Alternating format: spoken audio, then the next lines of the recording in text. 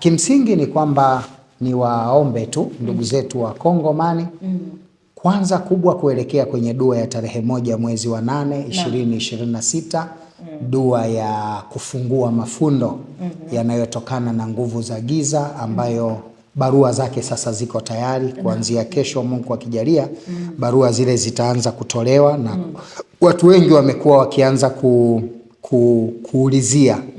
Lakini kama nilivyosema, nafasi ni chache. Tunahitaji watu 82 tu kwenye tukio hili.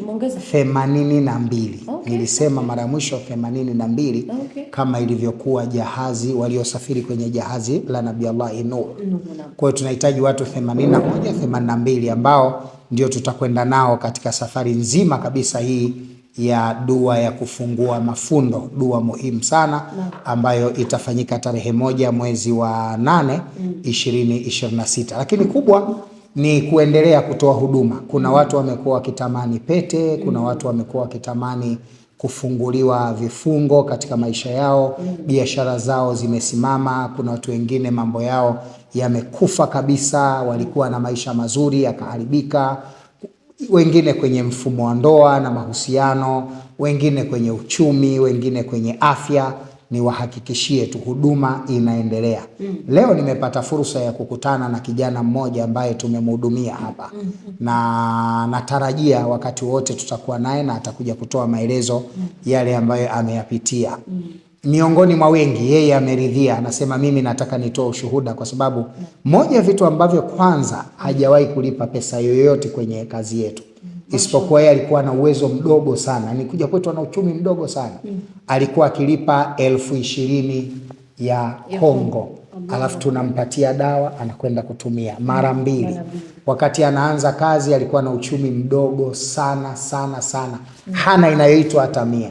Lakini sasa anamiliki mtaji wa 300,000 ya Kongo ndani ya kipindi cha mwezi mmoja. Kwa hiyo utaona ni kwa kiasi gani watu wanafaidika na huduma hii. Na wengine wengi hatuwezi kuwaeleza kwa sababu ya muhimu wa namna ya kipindi ambacho tunatarajia kukifanya hivi sasa. Kwa hiyo watu ni wahakikishie huduma bado zinapatikana. Namba za simu zinapita hapo. Hiyo namba inaanza na 09, hiyo ndio nambari ya Kongo. Kwa hiyo piga hiyo namba, ima moja kwa moja utatupata na tutaweza kuzungumza nawe na tutakupa mwongozo wa kufika hapa Gulf Le Bata iliyopo katika jiji la Lubumbashi. Naam. Sawa.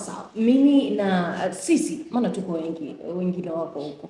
Tunatamani kufahamu kwanza swala zima la BAKWATA. BAKWATA ni nini? Pengine kuna baadhi ya watu wanaweza kuwa hawaifahamu BAKWATA ni nini. Tupate kufahamu BAKWATA ni nini, alafu tutakuja kuzungumza haya mapinduzi ambayo yanafanyika.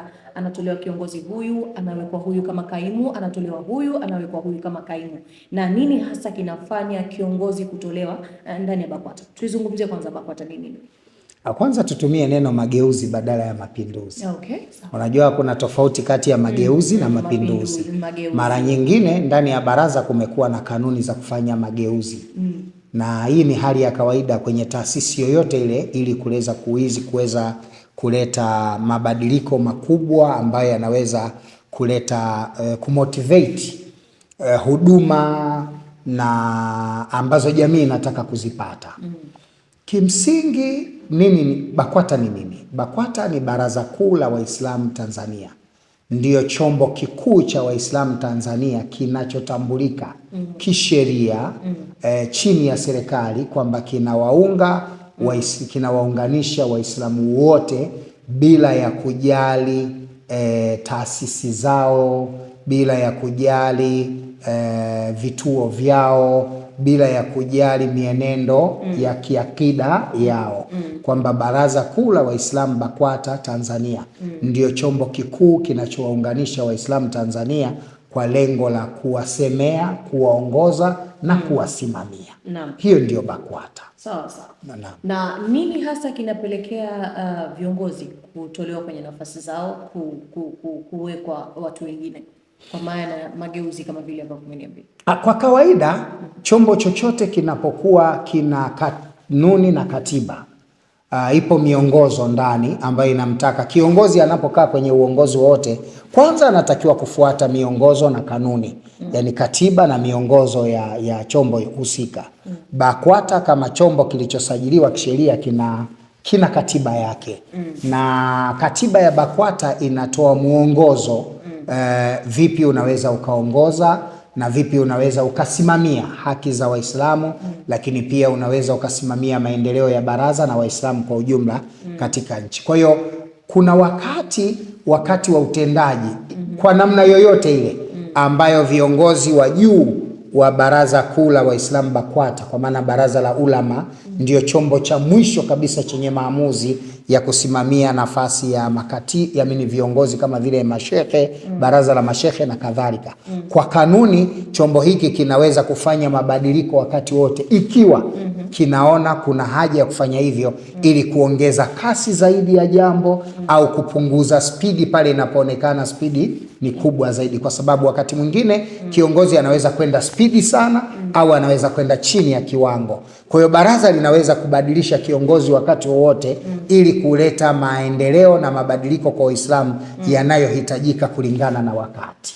Lakini wakati mwingine chombo hiki kinaweza kutoa na kinaweza kumuondoa kiongozi kwa sababu ya kuepusha baadhi ya vitu ikiwemo malalamiko na vitu vya mfano wa hivyo. Kwa hiyo inategemea wao kama chombo, Baraza Kuu la Ulama Taifa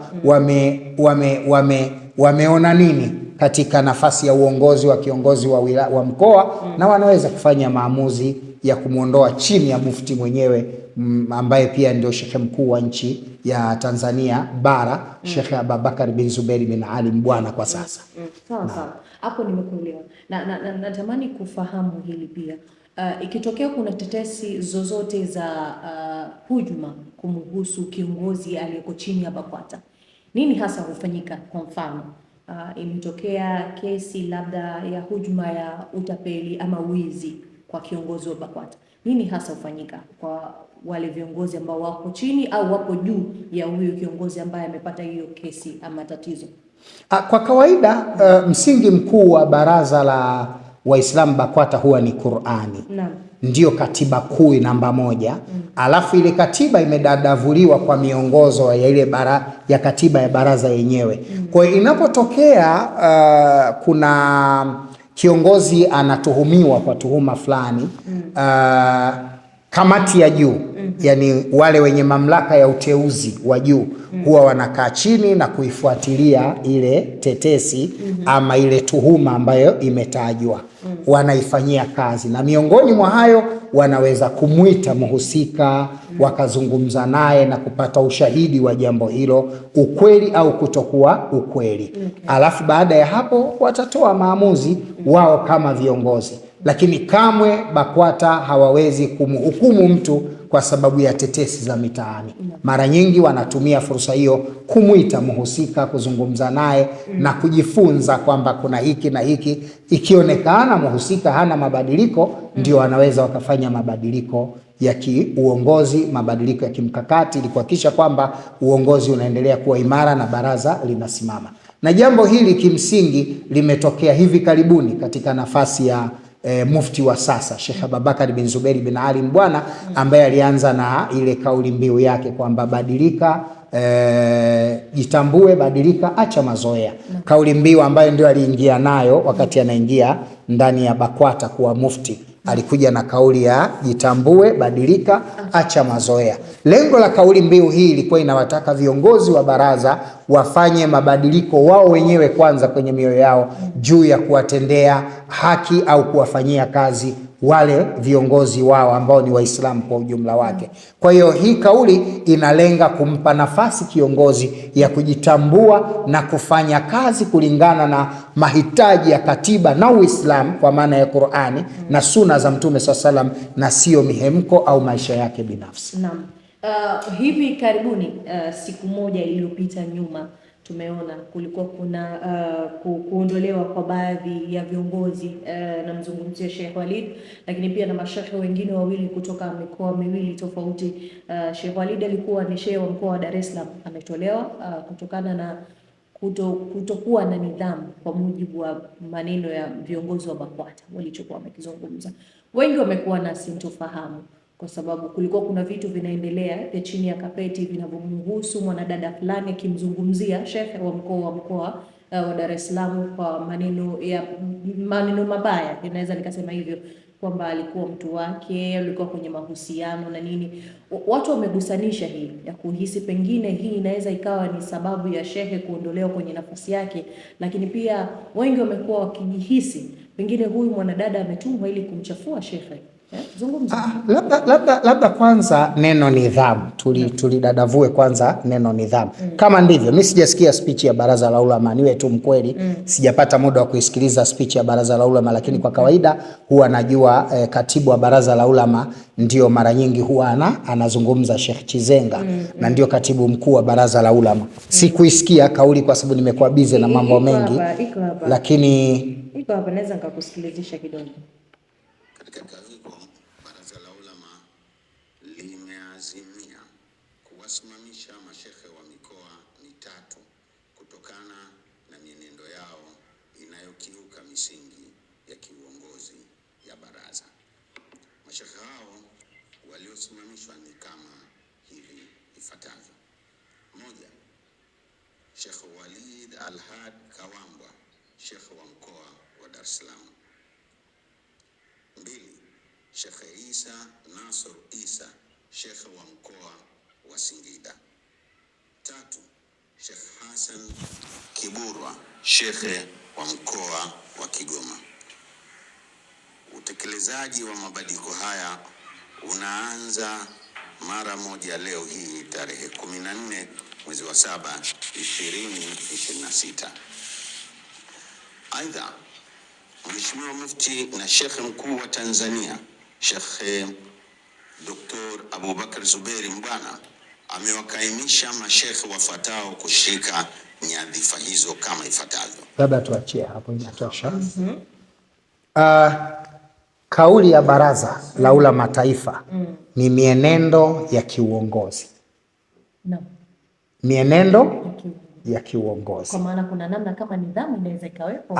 No. Wamesema mienendo ya kiongozi. Tusiongeze ambacho hakikusema. Mienendo ya kiuongozi. Sasa mienendo ya kiuongozi ni utaratibu wa kiutawala. Utaratibu wa kusimamia watu na kuendesha shughuli zako za nafasi yako ya uongozi. Hicho ndicho ambacho baraza wamekieleza. Baraza la ulama wamekieleza. Kwa sababu mashehe waliosimamishwa kwanza ni watatu. Wa Kigoma, wa Singida na wa Dar es Salaam. Kwa hiyo haiwezekani wote wawe na tuhuma hiyo. Tuhuma ya Sheikh Walidi inayotajwa haiwezi kumsimamisha wa Kigoma wala haiwezi kumsimamisha wa Singida. Na kamwe baraza la ulama taifa hawafanyi maamuzi kwa mihemko. Mimi binafsi katika nafasi hii naweza nikatetea sana kwa sababu najua nimekaa ndani ya BAKWATA ya Sheikh Simba, lakini mpaka hivi ninavyosema bado mimi ni miongoni mwa washauri wa dawa wa mufti wa Tanzania. Kwa hiyo nimekuwa nikikaa naye mara kwa mara. BAKWATA haiendeshi shughuli zake kwa mihemko. Ukiona kuna kitu kimefanywa na mabadiliko ya kiuongozi yamefanywa, yaliyotazamwa ni namna ya utaratibu wa uendeshaji wa uongozi kulingana na baraza. Ikumbukwe kwamba swala la shekhe wa mkoa wa Dar es Salaam ni tuhuma. Sio judgment, sio hukumu. Ni tuhuma, sio hukumu. Kwa hiyo hafungwi mtu kwa tuhuma. Kisa cha kutuhumiwa kwa shekhe wa mkoa leo hakijawahi kuanza leo. Hata zama za Mtume SAW wakati wa ukhalifa wa Saidina Ali yalitokea. Zama za Nabii Allah Musa matukio ya mfano huo yalitokea. Zama za ukhalifa wa Saidina Umar ibn al-Khattabi wakati anamkaimisha, anampa nafasi Saad ibn Abi Waqqas kwenda kusimama kuwa gavana kule Iraq. Yalitokea haya. Aliwahi kumhuzuru kwa sababu ya tuhuma. Tuhuma ni kitu kingine. Tuhuma ni kitu kingine na judgment, hukumu ni kitu kingine. Hatuwezi kuvioanisha viwili hivi kuwa eti ndiyo sababu iliyomfanya shekhe wa mkoa aondolewe katika nafasi yake. Mimi binafsi sikubaliani na hilo. Sikubaliani kwa sababu hii ni tuhuma. Tuhuma haijathibitika. Huwezi kumhukumu mtu kwa tuhuma. Huyu mama kasema tuhuma. Nani anaweza kutoa ushahidi kwamba yule mtoto ni wa kwake? Mtoto anapimwa kwa DNA. Mtoto anathibitika kwa DNA, sio cheti. Mimi leo anaweza kuwa na mwanamke akapata mimba, asiwe na bwana, akaamua kuandika jina langu, akaandika hivyo jina langu, akakaa nalo, akaenda nalo, mtoto akazaliwa, miaka 2 akaibuka, akasema huyu mtoto wa Dr. Sule. Bado hiyo ni tuhuma. Hiyo ni tuhuma. DNA ndio inaweza kuthibitisha ni mtoto wake au sio mtoto wake. DNA pekee ndio inahukumu hiyo. Sijui nimeeleweka sawa sawa. Na niseme tu jambo la Sheikh Walidi nyuma yake lina sintofahamu. Lakini nataka hili nakusudia hili. Acha lile la uongozi wa kuondolewa madarakani. Hili la huyu dada lina sintofahamu. Hapo kwenye hiyo sintofahamu nataka niongezee kitu. Kwa mujibu wa video za huyu dada, mimi nilipata nafasi ya kuzitembelea, kuzisikiliza pia. Alionyesha mpaka karatasi za mahakamani ambazo alipata nafasi ya kuenda ili kumuita Sheikh Walid wakae chini walizungumze. Kwa mujibu wa maneno aliyotoa kwa kinywa chake ni kwamba alipata nafasi ya kuenda mpaka kwenye maofisi yake ambayo anafanyia kazi BAKWATA ili wakae chini walizungumze. Alipata nafasi pia ya kuenda mpaka kwa ndugu zake Sheikh Walid ili wakae chini walizungumze. Na pia nilichokisikia leo kupitia kwenye page ya Maimartha, alifanya interview na moja kati ya watu wa karibu wa Sheikh Walid, japokuwa simjui ni nani, hakujitambulisha jina wala hatukumfahamu kwa jina, ila alikuwa ni mwanamke. Anasema anamfahamu vizuri udada. Ni kweli alikuwa na mahusiano na Sheikh, lakini si mkewe, kwamba hakuwahi kumuoa.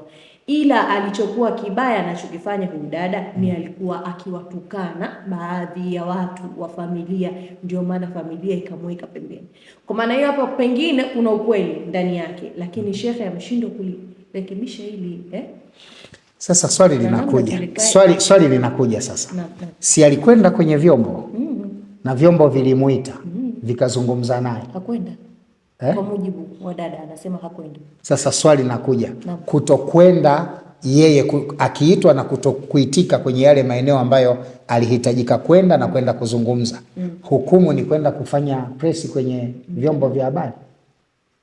Hapo ndo unazidi kujiharibia. Swali linakuja, ametengeneza, ameharibu? Kwa sababu jalia sasa kweli mtoto wake, unadhani kwa hiki kilichotokea atapata msaada?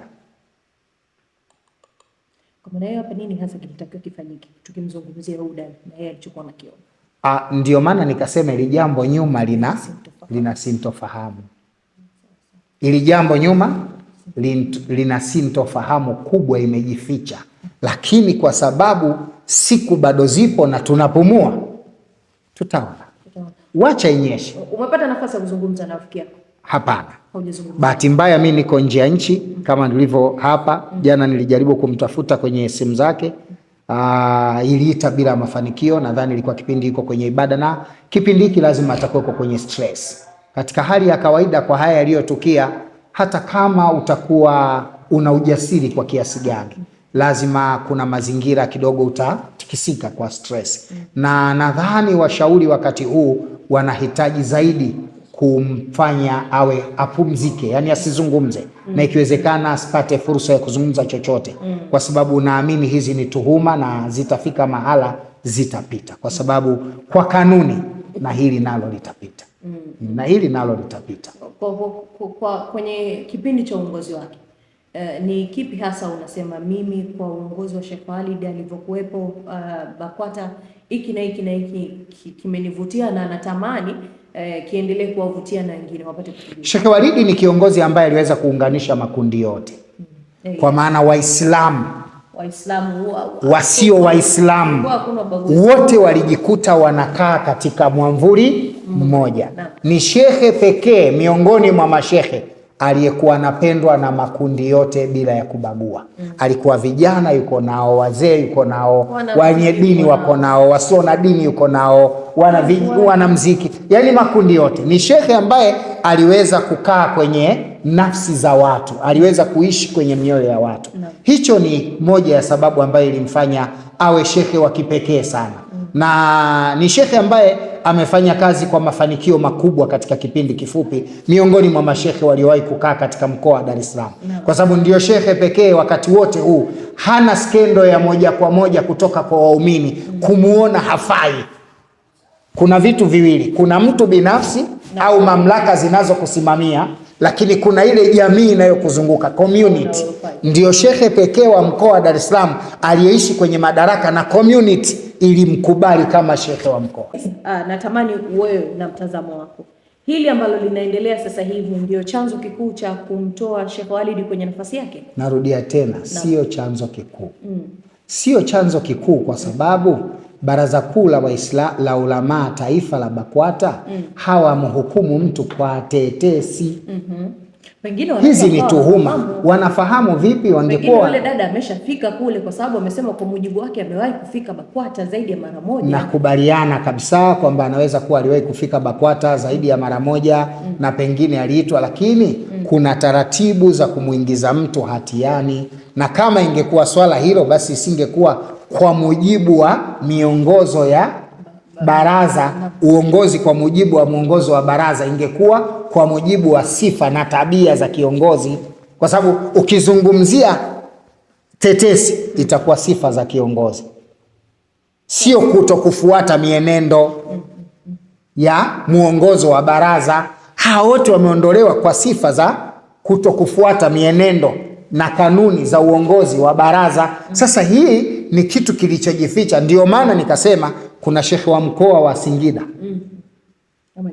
ametolewa, kuna shekhe wa mkoa wa Kigoma ametolewa. Mashekhe hawa wametolewa kwa mujibu wa maelekezo ya Baraza la Ulama kwa sababu ya kutokufuata miongozo ya baraza. Kwa hiyo yako mambo ambayo walikubaliana au yaliwataka wayafanye, hawakuyafanya ima kwa kiwango stahiki au kwa wakati stahiki. Inawezekana walipewa time frame kwamba baada ya miaka hii na kutaka kiongozi wao ufanye hivi. Usipofanya lazima apewe mtu mwingine ili afanye hiyo nafasi, aweze kuwanufaisha hawa nao waongoza. Huo ndo msingi wa uongozi. Tusilibebe hili jambo moja na isifike mahala swala la yeye kutolewa tulihusishe na hii eti tu kwa sababu kuna hii. Hapana, mimi sitaki kukubaliana naye. Sawa. Hapa nimekuelewa. Hapo nimekuelewa. Nataka niongezee hapa, alafu kuna swali nyuma kamera. Wanasema baadhi ya watu wengi sana ambao walipata nafasi ya kuwa karibu na Sheikh wamekuwa wakinungunika ama kuumia kutokana na hiki ambacho kimetokea. Pengine hii inaweza kumfanya Sheikh Walid akarudi kwenye nafasi yake? Kwa kawaida wenye mamlaka ya kumrudisha ni Baraza la Ulama Taifa ambaye mwenyekiti wake ni mufti. Wanaweza, na sio maoni ya Waislamu. Na sio maoni ya Waislamu. Okay. Narudia tena, waliomtoa wanajua sababu ya kumtoa. Na wakiona sababu ya kumtoa inaweza kumrudisha, wanaweza kumrudisha. Okay. Wakiona hakuna sababu ya kumrudisha, anahitajika mwingine mwenye kasi zaidi, watamweka mwenye kasi zaidi. Wakimuona waliyemkaimisha anafaa zaidi, atapewa aliyekaimishwa, ili mradi baraza lifanye kazi kwa weledi na kwa mafanikio makubwa kuwatetea, kuwahudumia na kuwasimamia Waislamu katika nchi ya Tanzania. Ziko nyingi, sifa ziko nyingi, lakini ya kwanza awe na akili timamu. Huyo kiongozi awe na akili timamu. Ya pili awe na elimu ya kutosha ya dini ya Kiislamu, ambayo ndio msingi wa safari yake katika kuwasimamia Waislamu. La tatu awe ana ushawishi, awe anakubalika, awe ana uwezo wa kuwakusanya na kuwasimamia Waislamu. Hizo ndio sifa za msingi. Hizo ndio sifa za msingi. Kisha unatazamwa uadilifu wake. Muadilifu kwa kiasi gani katika kutekeleza haki za wale anaowaongoza. Hii ndio misingi ya kuwa kiongozi katika dini au katika BAKWATA. Tukija kwenye hiyo kauli ambayo ilitolewa kule, tusimtazame kiongozi kwa tabia zake, tumtazame kwa matendo anayoyafanya, matendo na mafundisho yake ambayo yanatugia. Tusitazame kwa tabia anazozifanya, labda muhuni, anakunywa pombe, anazungumza nini kutuhusia sisi. Pengine hili tunaweza tukalichukua tukakaa nalo kidogo. BAKWATA walitazama kimsingi kiongozi anatazamwa kwa yote mawili, maneno na vitendo vyake, kwa sababu kiongozi katika Uislamu ni kioo cha jamii. Hata Mtume sallallahu alaihi wasallam yeye ndo amesemwa ni kiigizo chema. Kwa hiyo amekuwa kiigizo chema, ndio maana akaletewa wahai na akawa mtume. Kwa hiyo kiongozi yote anayekaa nyuma ya Mtume sallallahu alaihi wasallam lazima awe kiongozi aliye safi katika tabia, mienendo, lakini pia matendo, lakini pia mafundisho, elimu na uwezo wake. Kwa hiyo niseme tu hii sifa ya kwamba angalieni maneno yangu, msiangalie matendo yangu, katika Uislamu hiyo haimo. Sawa sawa. Pengine kwa mtazamo wako unahisi kuna watu wanaweza kuwa wamekaa chini kwa ajili ya kumchafua Sheikh Wali kwenye jicho la. Ndio maana nimesema jambo hili ukilitazama lina kitu nyuma. No. Lina sintofahamu. No. Na kuna wakati fulani niliwahi kumsikia marehemu waziri mkuu wa zamani aliyesafiri safari na Mheshimiwa Jakaya Mrisho Kikwete, Mheshimiwa Edward Ngoyai Lowassa, wakati anataka kwenda amna na maliziaje Kalifungu mzee vipi? Jambo hili linanikumbusha kisa cha aliyekuwa waziri mkuu aliyesafiri naye Jakaya Mrisho Kikwete katika awamu yake ya kwanza, Mheshimiwa Edward Ngoyai Lowassa. Wakati anakwenda kujiuzuru bungeni, alisema ninajiuzuru, tatizo sio Richmond, tatizo ni waziri mkuu. Kwa maana tatizo ni waziri mkuu, uongozi aliokuwa nao. Yes. Sometimes unaweza kuwa kiongozi, watu wakawa nyuma hawatamani, wawili watatu hawatamani kukuona una hiyo nafasi, wakajikuta wanatafuta kila njia ya kufanya uteleze ili watafute namna ya kukuhukumu. Okay. Kwa jambo hili ukilitazama nyuma yake lina nguvu ya ziada, lakini nimesema wacha inyeshe tujue panapovuja na tutaona panapovuja. Wewe tusubiri tu. Sawa sawa, hapo nimekuelewa. Sawa, pengine ukipata nafasi kuzungumza na Sheikh Wali baada ya haya yaliyotokea sasa, kutoka kwenye nafasi yake kuwa kama shekhe wa kawaida, mwingine anaweza kawa shehe hata msikiti fulani akawa anaendelea sio anaweza, ni shehe, wa msikiti, ni imamu wa msikiti wa Kichangani. Mashallah. Kwa zaidi ya miaka 30 na 40.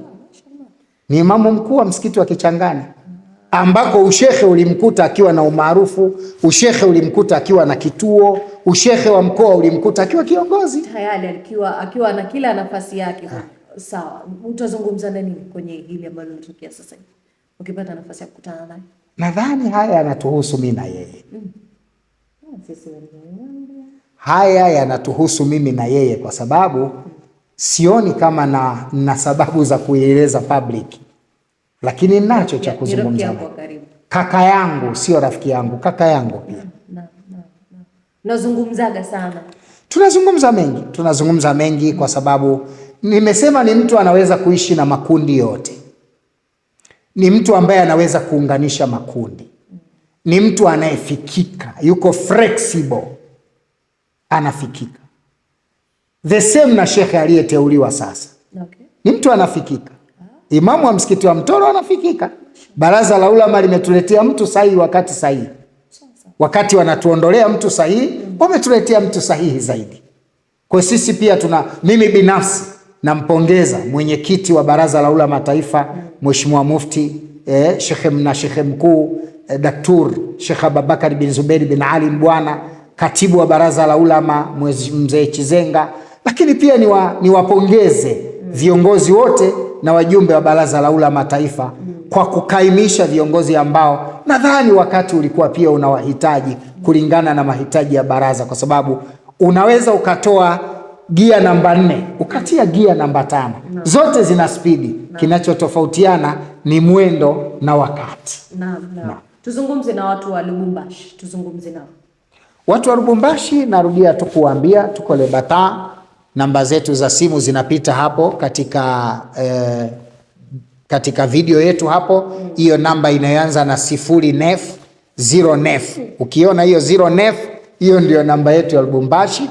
Wakati wote unaweza kutupigia simu. Wale wote ambao nimewahudumia mwezi mmoja uliopita baada ya kabla sijaenda safari, niwahakikishie tu kuwa nimerudi, niko hapa na naweza kuendelea kuhudumia na kuwapa huduma na tunafanya utaratibu. Kesho panapo majaliwa tutawapigia simu wote na kuwajulisha kuwa nimesharudi na tutakuja kuendelea na shughuli, na nitakuwepo hapa kwa muda wa mwezi mmoja. Lakini ni bora watu wakaja mapema nikamaliza ya kwao badala ya kuwa nakuja karibu na kuondoka, kwa sababu nakuwa na ratiba nyingi na nitahitaji kwenda na ratiba nyingine baada ya mwezi mmoja. Lakini la pili ni wakumbushe kuelekea kwenye dua maalum, dua ya kufungua mafundo ya vifungo itakayofanyika tarehe 1 mwezi wa 8 2026 siku ya Jumamosi kuanzia saa 2 asubuhi hadi saa 7 mchana. Barua itakayokwenda na khawasu 4, dua itakayokwenda na khawasu 4 ikitanguliwa na barua maalum aliyoandika Mtume SAW kuandikia mashaitani, akiwafunga mdomo na kuwaunguza ili wasiendelee kufanya uchawi na vitu vya hovyo. Barua ile inapatikana hapa. Barua ile ukiipata, ukiiweka ndani tu ni kinga katika nyumba yako. Huna haja ya kuweka tunguri, huna haja ya kuweka yai, huna haja ya kuweka chuma. Ile tu barua ikikaa ndani ya nyumba yako, hapiti mchawi wala haingii jini mchafu mpaka siku itakapotolewa barua hiyo. Kwa hiyo niseme tu, nafasi wanayo Lubumbashi, muda ni wa kwenu. Tumelifanya hili kwa Wakongomani peke yake. Taarifa zaidi wataendelea kupata vipindi Isla Islamic TV Isla TV pale, lakini Mbengo TV pia na online zingine za TV. Tutakuwa tukiwapa taarifa mbalimbali kadiri tunavyoelekea katika tukio hili muhimu na adhimu kabisa. Sawa, mimi niseme shukrani sana. Asante, shukrani pia. Nimemaliza sifungi. Nimetoa hapo shukrani.